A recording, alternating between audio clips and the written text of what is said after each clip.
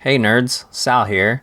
Just wanted to let you know that those nerds over there will be attending Amazing Las Vegas Comic Con this weekend, June 14th through the 16th. So if you're going to be there, make sure to come say hi. Otherwise, stay tuned for next week's episode where we will be covering the event. Now, cue the intro music.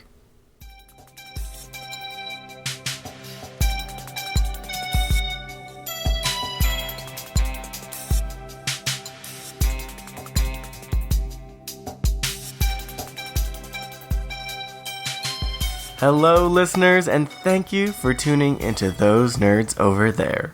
This is an enthusiast podcast centered around celebrating and discussing nerd culture. We're your hosts. I'm Alan. And I'm Sal. And Sal, we're on the dawn of E3 right now. Oh, yeah. I totally forgot about that because Amazing Las Vegas Comic Con.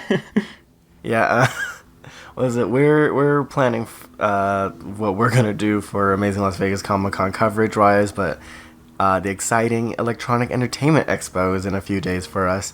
Sal, what are you hoping for to come out of E3 this year?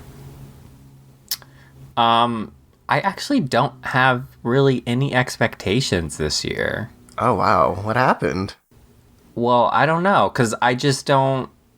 There's not anything I'm actually looking forward to that hasn't already been announced. So I'm kind of just... I want to be surprised by what they're going to give me. Oh, so it's like one of those, like how you've been avoiding all of the Fire Emblem content. Exactly. So I just want to see what they got.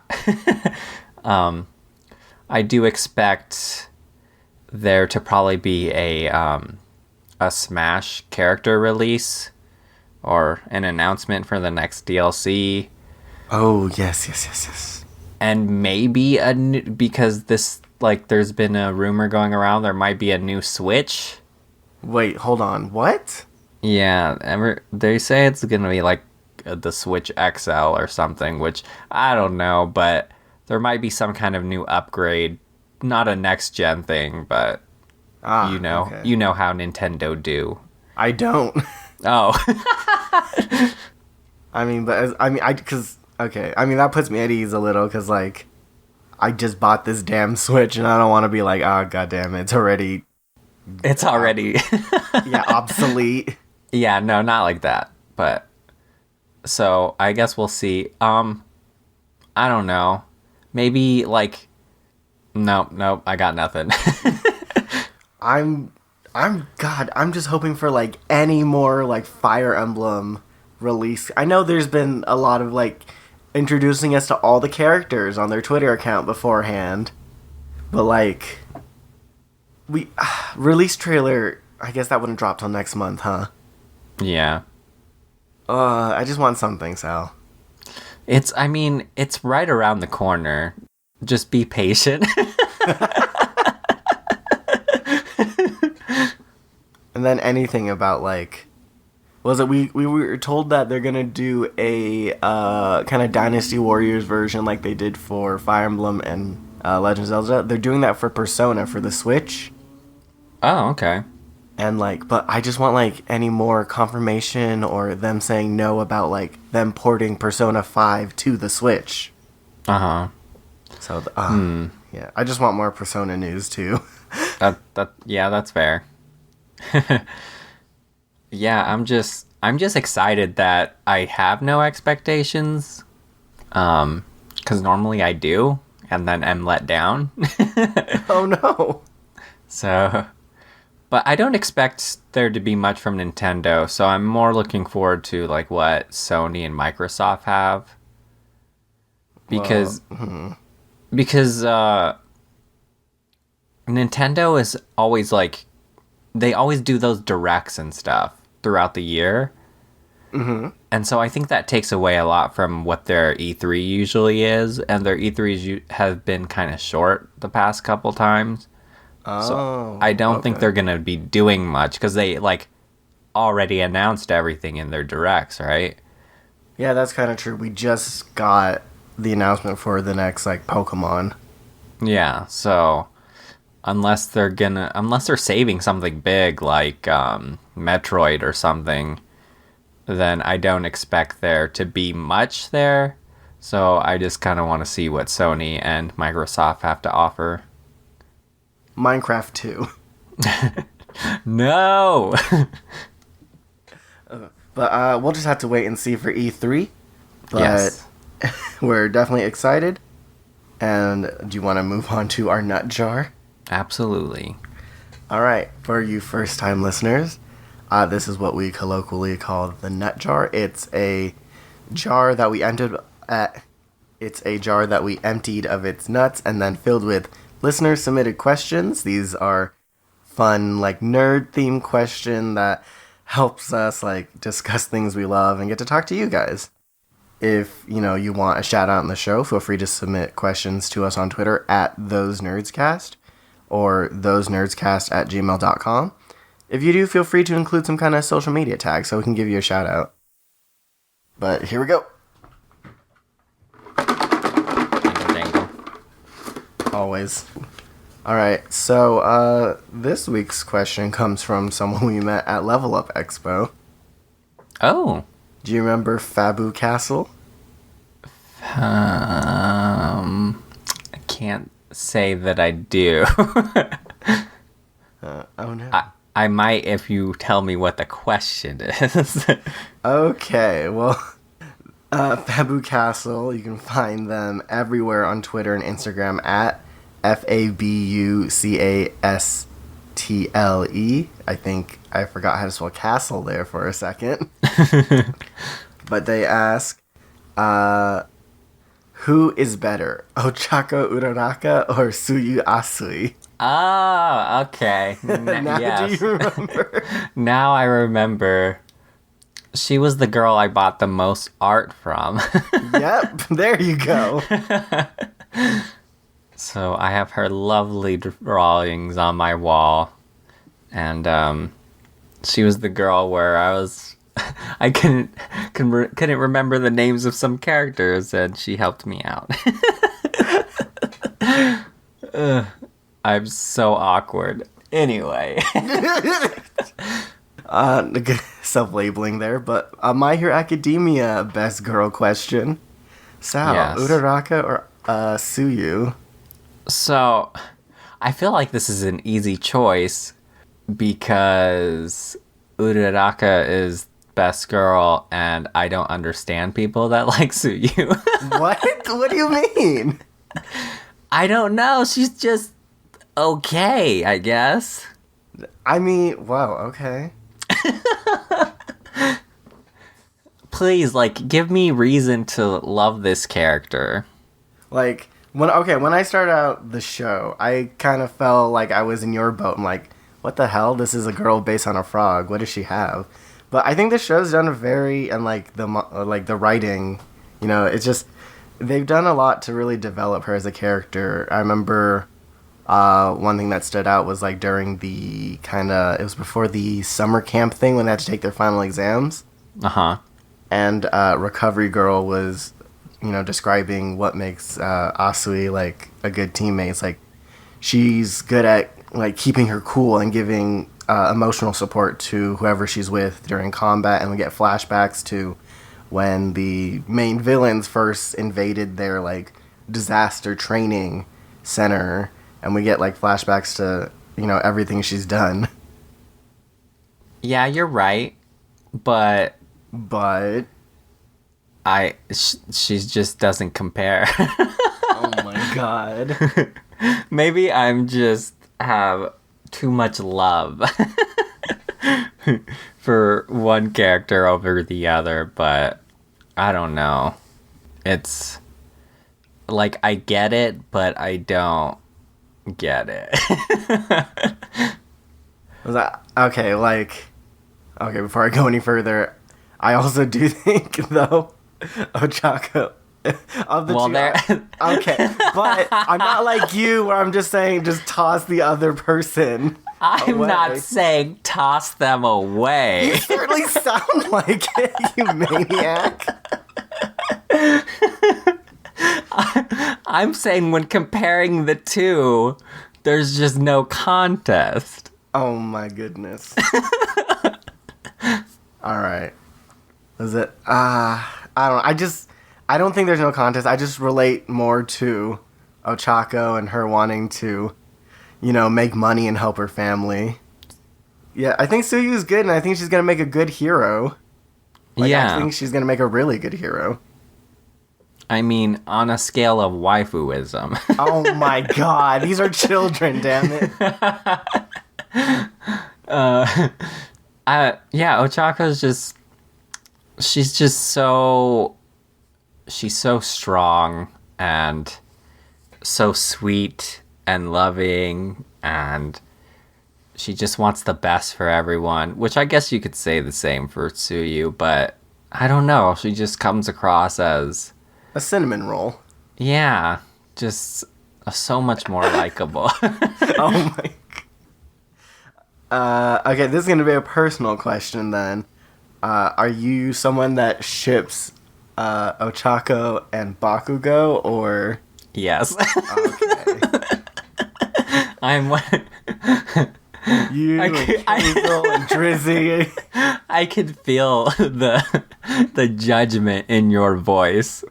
No, sorry, I don't mean to poo-poo on people's shipping. I'm sorry, but it's not mine. I mean, I get it, but it's just this thing where, Ochaco's the best of us, and Bakugo is kind of the worst of us, and it's that just juxtaposition of them bringing out the best in each other. So I don't know, it just works. Opposites attract, okay? Okay. I'm gonna have to take your word for that. I don't know if I believe in that for relationships. I mean, that's fair. It's not canon, but it could be one day. Okay, well, I think we're unanimous on the fact that we would prefer, say, Ochaco over Tsuyu. Yeah. Come on, okay, but people send Sal reasons why Tsuyu's amazing. Because I can't convince him, apparently. Right. I kind of feel bad now, because I feel like I'm just crapping on a character who's perfectly fine. It's just, I don't know. They're just not your cup of tea. Not my cup of tea. Yeah, there you go. Before we move on to what got us super duper excited, because we were unanimously excited about one thing, we wanted to thank our patrons. It's thanks to, the patronage of Eloy and Johnny, and welcome Eloy, our new patron, that we get to make this show. So thank you so much. You guys, your support means everything to us. We love you. Yes, the nut jar would be proud of your sacrifice. But Sal. Yes. What did we get excited about this week? What did we get excited about? Yes. This week is, we both got excited about the same things. And it was funny because, Alan, you messaged me and we're like, I think we have the same topic. Yeah. I'm like, hey, I got my topic, but bad news. I think it's going to be the same as your topic. So, this week we're going to be talking about none other than Magic: The Gathering. Mm-hmm. I've said in the past that I kind of tried to stop talking about it, but it just keeps coming up. But fuck it, Magic is hot right now. It's so hot, which is so weird because it's been around for 12 plus years. And it's just now getting this crazy momentum going, and it's so great. Do you want to describe what's exciting, or should I? Sure. So I actually saw this the first time I heard of it. It was from a retweet from Netflix and Swill. One of the cool people we met during livestream for The Cure. Check them out. They're doing and Netflix and Wizards of the Coast are doing a animated Magic the Gathering series. And the executive producers are our directors for Captain America, Winter Soldier, Civil War, and Avengers Endgame and Infinity Wars, the Russo brothers. Yes. Immediately, just from like that, how can you be like, holy shit, holy crap, how is this not going to be amazing? Exactly. And I remember first seeing this, it was like, Magic the Gathering getting an adaptation on Netflix. And I was just like, oh no. And then it was, and then it said, by the Russo brothers. And then just immediately, oh my god. Just like, I mean, I don't know. It's just rushing over like, we're getting this and it's going to be great. And I'm like, ah! Yeah, it's like not even a question of, is this going to succeed? It's going to succeed.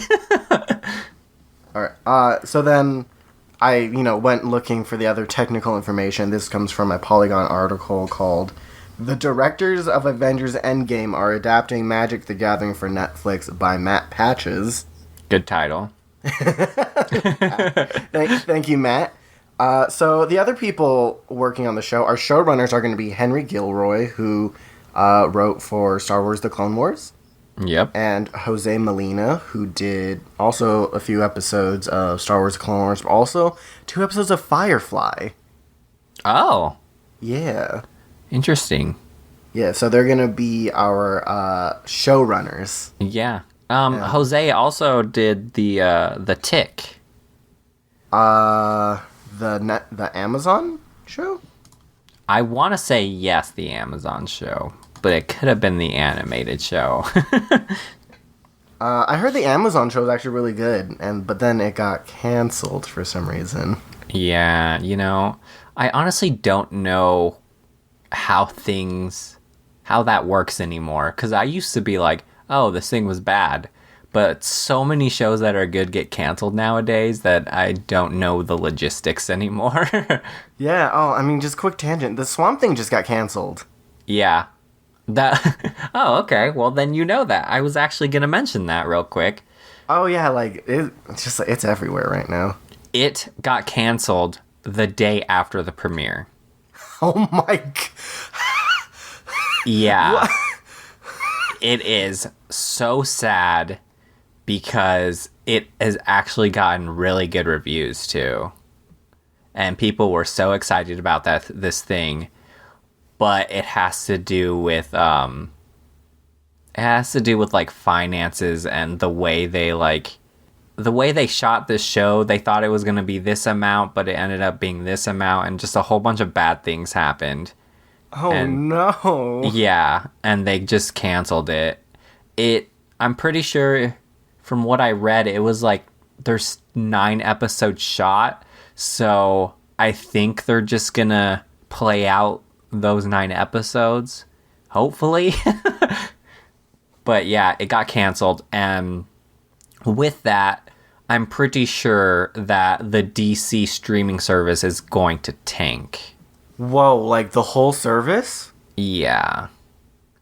I didn't see any like solid evidence, but like the way this is being handled and a lot of the stuff I seen going around, it's probably not going to it's not going to have any longevity.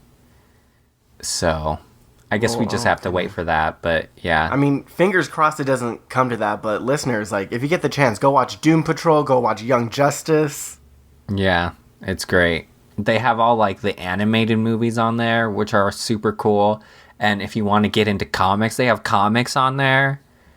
So it's a great platform. It's just, I just feel DC is trying to play catch up in all these kind of services and with their movies and all these things they do, that they're not giving any room for themselves to like grow. They're just playing catch up the whole time.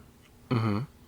But yeah, I digress on that topic. We're talking about magic. Right, that's right. We're talking about magic. I'm sorry, I did that.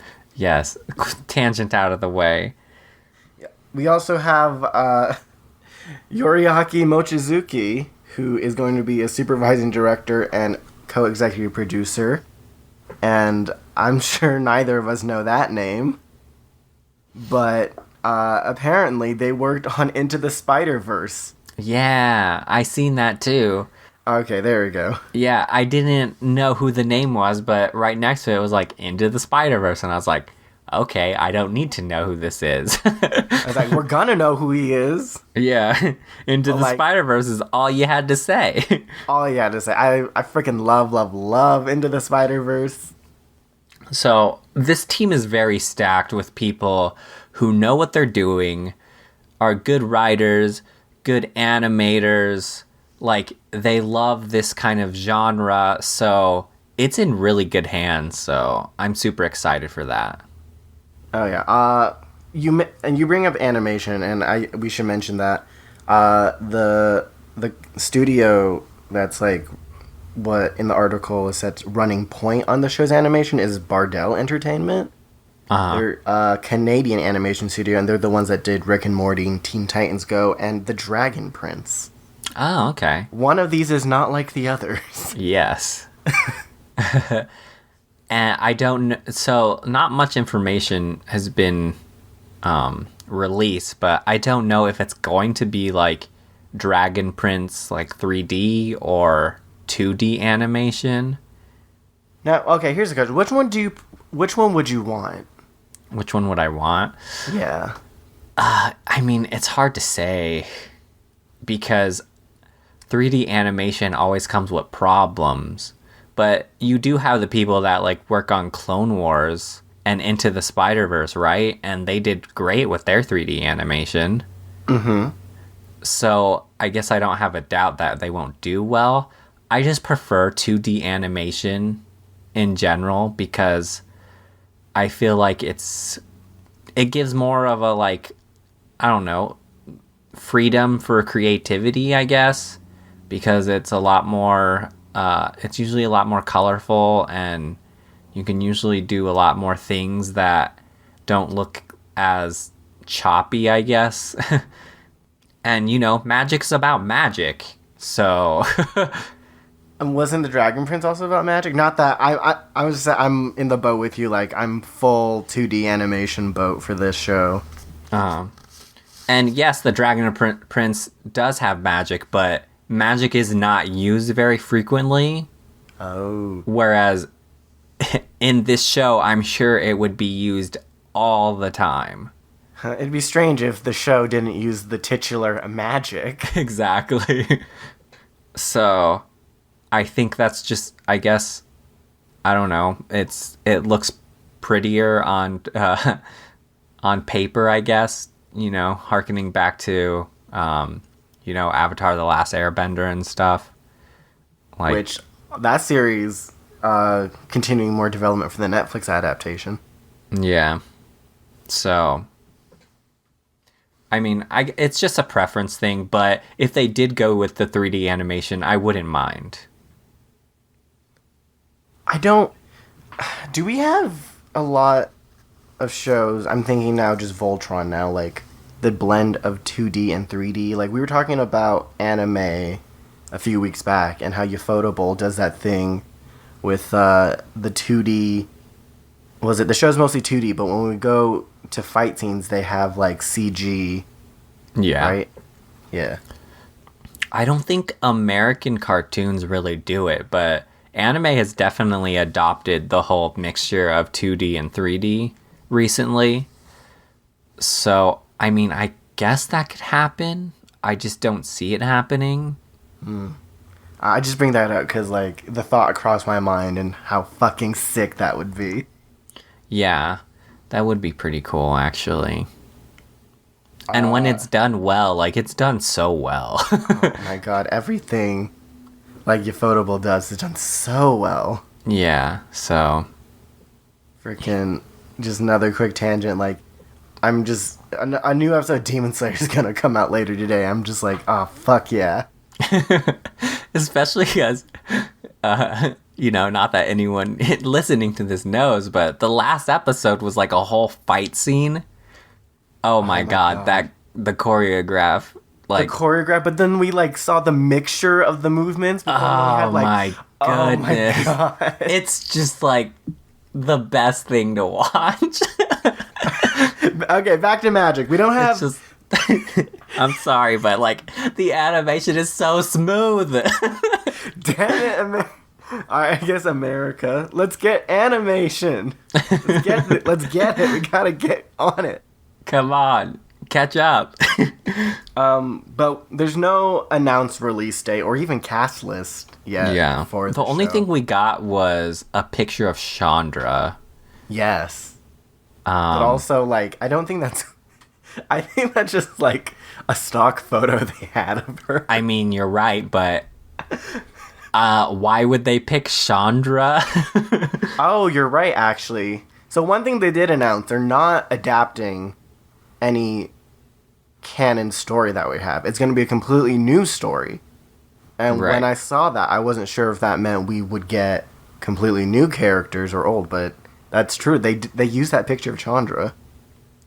I mean, it doesn't need to be canon because, like every set in Magic focuses on a different story of different planeswalkers, right? Right.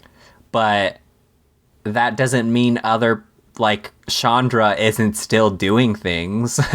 No, I get that. I wasn't sure because, like, my original thought was like, oh my god, they're gonna adapt War of the Spark, right? And fucking, that's why on Twitter I'm like, show me more about fucking Massacre Girl. Yes. They made a legendary creature with no flavor text in this blog completely about this story and all the flavor text, and we have this creature called Massacre Girl, and we don't know what she's doing. You're right. But yeah, they're definitely not adapting War of the Spark because it already got adapted to a book, which another tangent. So War of the Spark recently got adapted to a book, and I read the book, and it's fine. Oh no. Yeah, I've talked about it to you a little bit, but it's this weird thing because when I think about Magic, I think about it being this like very, I guess, high fantasy kind of like mature-esque, story. Yeah, but it's worth noting that this Netflix adaptation, I think it's being considered adult animation. Yeah, which is great.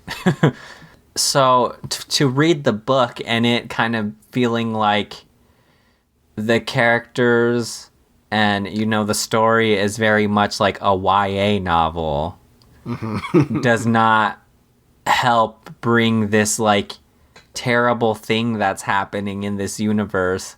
It doesn't emphasize it. It kind of makes a joke of it. Oh no. Whereas, yeah, so like the deaths don't really feel that impactful or anything. And like we only got 3 of them. Yeah, which also kind of sucked.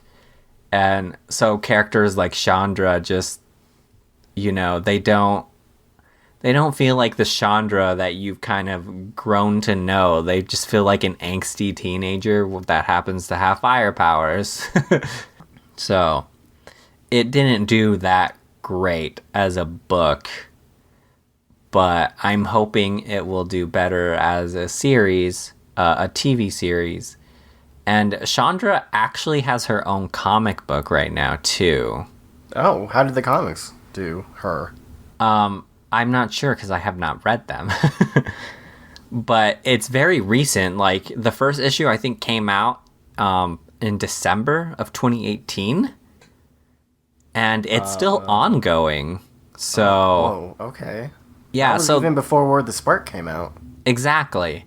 So the fact that Chandra is kind of like the head of Magic, I guess, right now, because she was so prevalent in War of the Spark, and she has her own comic, and now she's on this banner for this TV show. She's our Tracer from Overwatch. Yeah, I guess so. So yeah, I don't know. I don't know what they're gonna do, but I don't have any doubts that they're gonna do bad, which is really great. Full high expectations. I'm just waiting for a release date. But there is something I did because I was excited and anticipating this, and I was hoping to get your opinion. Okay. I kind of wrote down some names of like people I would hope would get cast if we did follow the members of the Gatewatch. Uh-huh.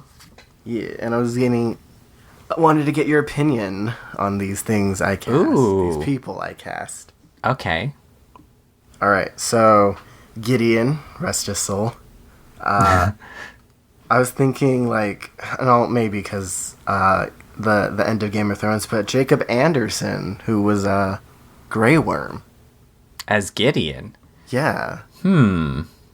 Like, I know, I'm hoping for that, like, Grey Worm energy, you know, the soldier, but, like, where Grey Worm was kind of, you know... Mute. Yeah, but... Well, I mean, like, I think when he was mute, though, he still gave off that, like, presence, that energy, right? Right. Knightly energy, like, instead of being kind of, you know... subordinate. More like stone-faced. He's more like valiant. Yeah, like, you know, if Daenerys wasn't there, him taking charge kind of for Gideon. Right. Okay. I could see that. Yeah. This next one might raise an eyebrow. For Jace, I was thinking Zac Efron.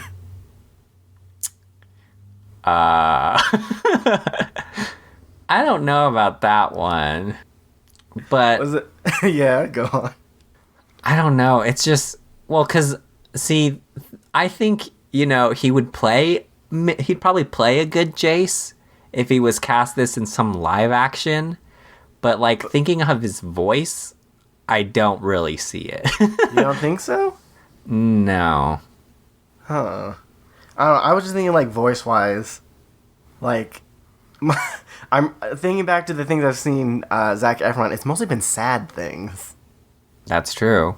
Yeah, and he's got... I guess maybe it's because of that I associate his voice and the tone he has with just all these sad things. Mm-hmm. Well, I mean, Jace isn't that much of a sad character. No, he's editing his memory constantly. Well, I mean, I'd call him more stupid.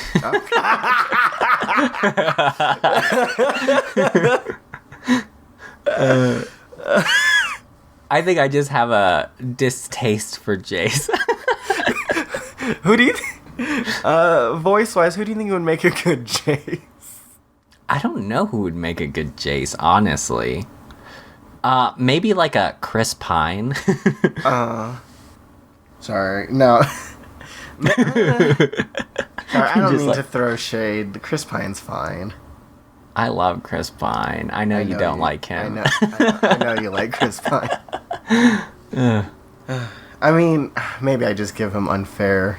Like, it's not his fault he became the hero of Wonder Woman.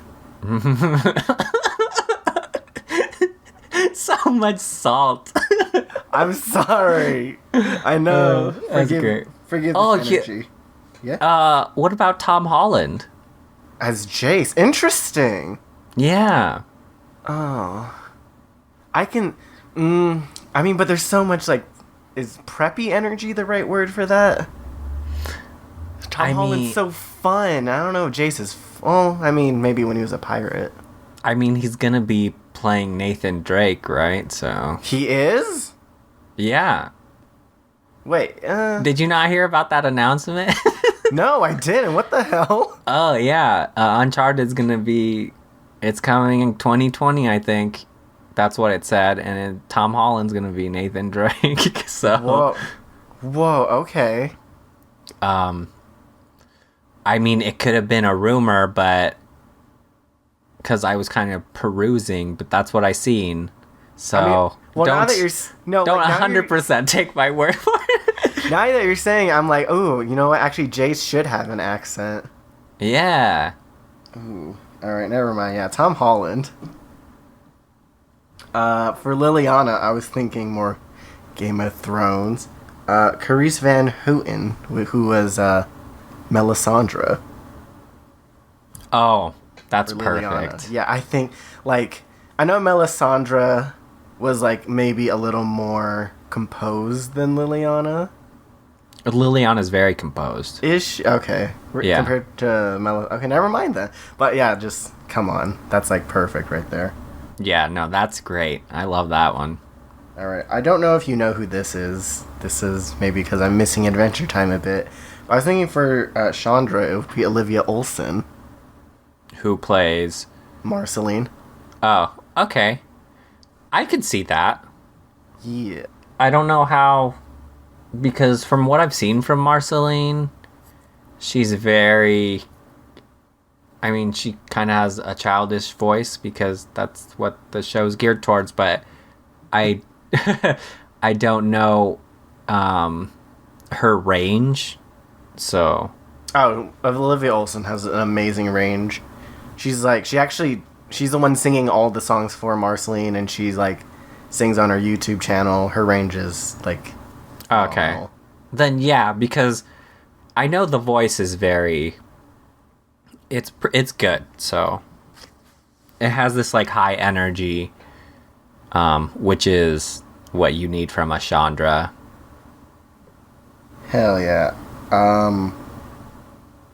Okay, so this one is, so for Ajani, I had like current Ajani in my mind, like the one who's gone through all the shit already, right? Uh-huh. And Christopher Judge, he was the voice of our new Kratos from the 2018 God of War. I don't even know what that sounds like. No? No, I know the memes of the new God of War, but that's it. Like, I didn't see anything about it. Think an experienced father who's just like, he's been through some shit and he's just like trying, and you can hear like hear the tiredness in the voice, but like they're also just like constantly trying to like make sure you're okay, kind of. Like, I don't know how you put these aspects in a voice, but like Right. they're there. No, that's very Ajani, though. It is, but that's also like our current Ajani, right? Because like younger wise, he was very hot-headed, Yeah. and we don't know what this show's gonna do. We don't know, so. And then I couldn't think of anyone for Nissa because I don't really know that much about her. Nissa Ravane. That's a... Like, I was trying to figure out a little more about her. Apparently, early versions of her was like a racist. Yeah, she's kind of had some, iterations. So, but she's very timid. I know that. Huh. Yeah, at least when talking. And she's good friends with Chandra. So, I know in Magic the Gathering, or Magic Arena, her voice is very, I mean, she's an elf, so it's very, like, elvish. It has that weird, like, high fantasy kind of... It's hard to describe what a voice sounds like. I think elf voice, and it just makes me think like It's not... to Lord it's of the not Rings. high, though. No, it's not high, but there's like some kind of like the word coming to mind is airiness or like nobility or something. Yeah, and it's, like, very elegant. Oh, there we go. Elegant. Who's got elegant voices? I mean, off the top of my head, I have no idea. Alright, then, why don't we ask, like, listeners, who do you guys think Nissa should be? Or even, like, what are your guys' casting for this? Yeah, I'd love to Like- hear that. Oh my god, please, like... Well, going off of, like, your topic of the Gatewatch, which, by the way, there's more members than that, but I Those know. I are also have kind of Kaya the and Teferi listed, but I don't know anything about them. Other than Kaya is a ghost. main. No, she kills ghosts. Oh. How do I get that job? Right? She has these special daggers that can kill ghosts, and she can become incorporeal. I think that's the word. So she can go through solid objects and stuff, but she is definitely not a ghost. She's a human. Okay. She kills ghosts. Yeah. But yeah, going off of your thing, what kind of story or what plane would you like to see a story of? Maybe because, like, when I think about magic, the only other high fantasy setting I can think of is World of Warcraft. Uh-huh. I was thinking just, like, what about in, like, Ravnica, right? And maybe and this is also just, like, hopes from War of the Spark, but there's, like, so much developed about Ravnica, and I didn't really like Amonkhet. The stupid vehicles. Like, and then you can get, like, all of the guilds involved in the show.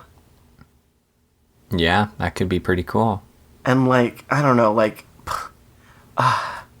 it's this political intrigue thing I want to see more in shows.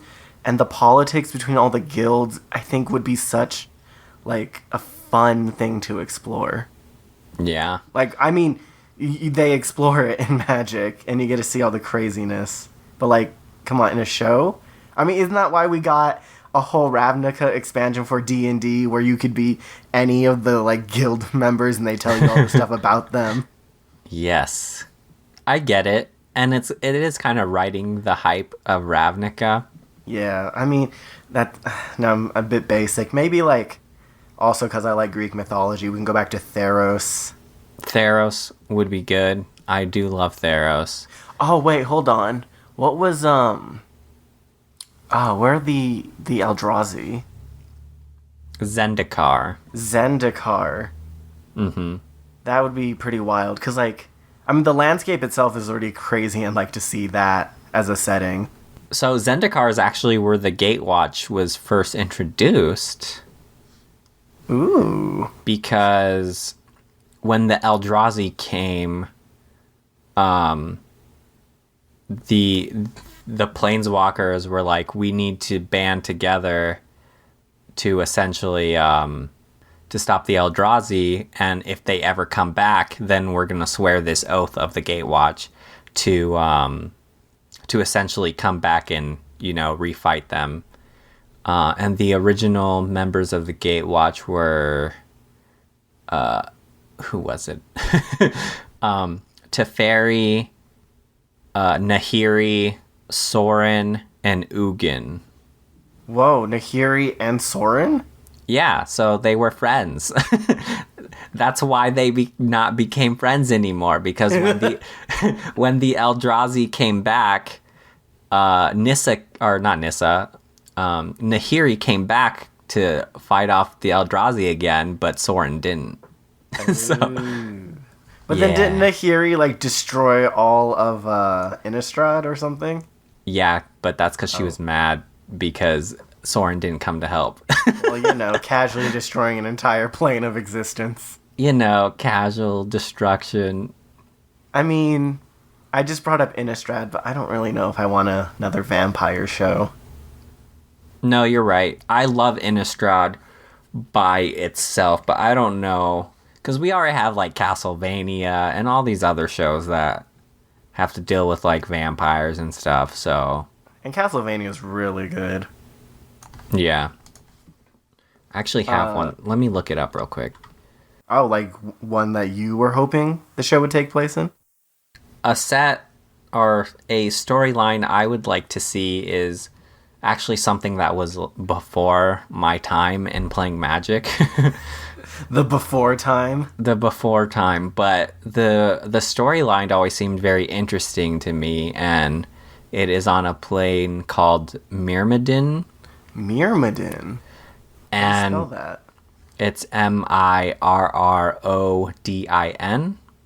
And it's about this plane that's at war with this other plane called Phyrexia. Mm-hmm. And so Myrmidon is this plane with all these humans, and they make these constructs and stuff. So technology is like pretty engrossed in their thing. But Phyrexia is a plane made up of just constructs, essentially, but they're like living constructs. And was this when artifact creatures became like a thing? I think so. There was a lot of artifacts in these sets. But so Phyrexia wanted to take over Myrmidon because the Phyrexians think they're like the next level, I guess, of evolution. And so what happens is they like go to war and they think Phyrexia is destroyed, but actually the Phyrexian technology gets like implanted in Myrmidon, and so people start becoming mutated as like half human, half like machines. And it's just an interesting story that I don't know a lot about, but it sounds super interesting and something I would like to see because it's so different. This is starting to sound like Deceased a little with the techno kind of. Oh yeah. I would love to see something like that, but I don't think, because this is like so in the past, and if they're gonna go with like something like Chandra, I don't think she was really around back then, and I think it might be a little too out there. So maybe in a next Magic set, but it would be cool to see it on screen too. So we got so cast list and setting. Yeah. What are other elements that we can talk about? Because this has been fun. You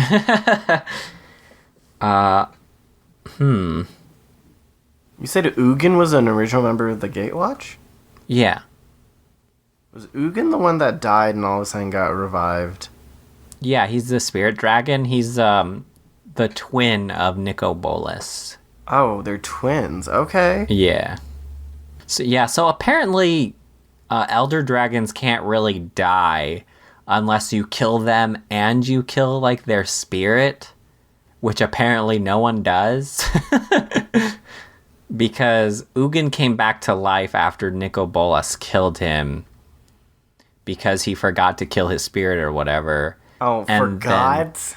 Yeah, and then the same happened with Niv Mizzet, who is an elder dragon on Ravnica. He went up against Bolus, and he died.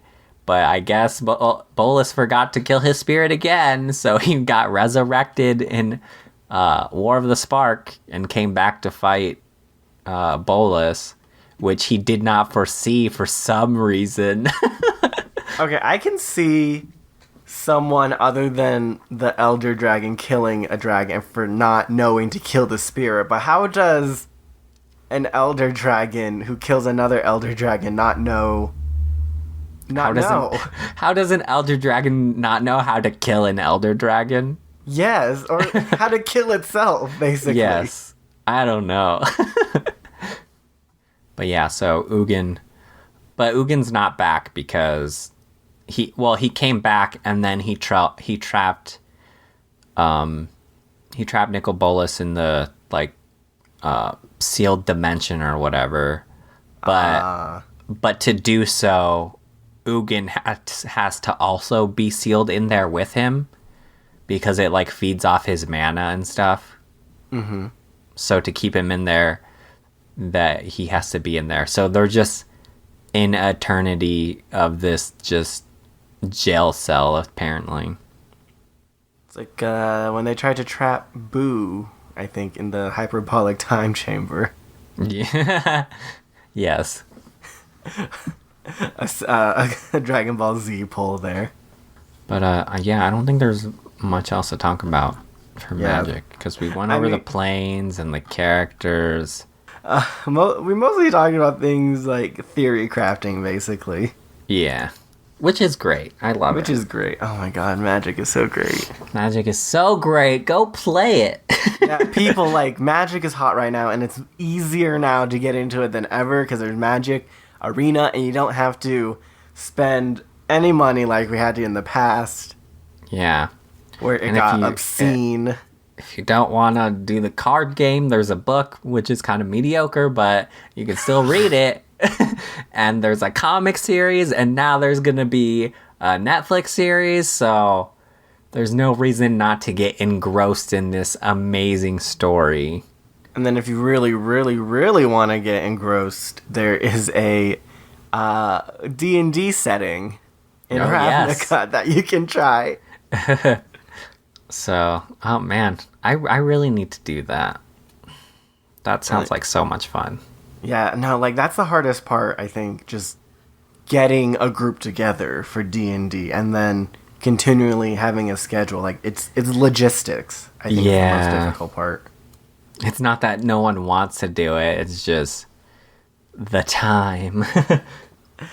That's what we got excited about this week. Just super, super excited about Magic. And we'll keep you posted, as soon as there's a release date.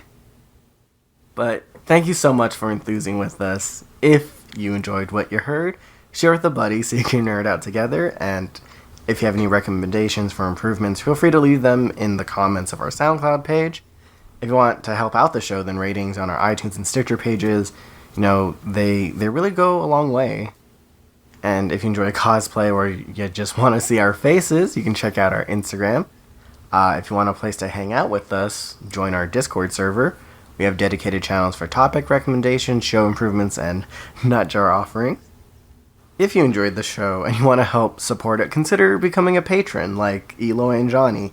It's thanks to their support that we get to make this show. They're basically our producers, Yeah.